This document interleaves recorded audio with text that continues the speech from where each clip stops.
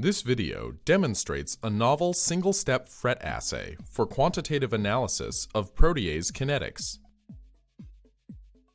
The general strategy for the following assay is based on FRET signal analysis.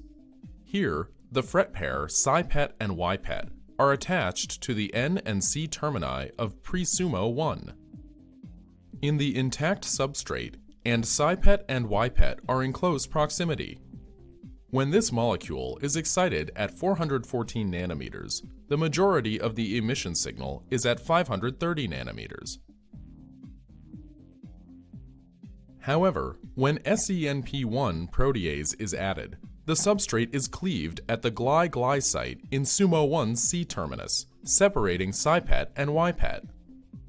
Now, when excited at 414 nanometers, the majority of the emission signal seen is at 475 nanometers. To assess the kinetics of this reaction, fluorescence emissions are determined every 15 seconds over a period of 5 minutes.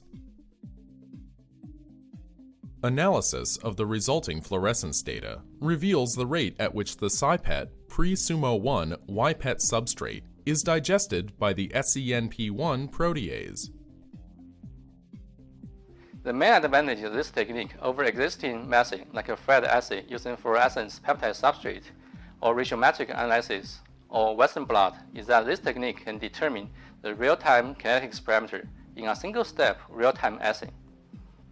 Implications of this technique extend towards therapy and diagnosis of protease-involved diseases such as cancers and metabolic disease, because this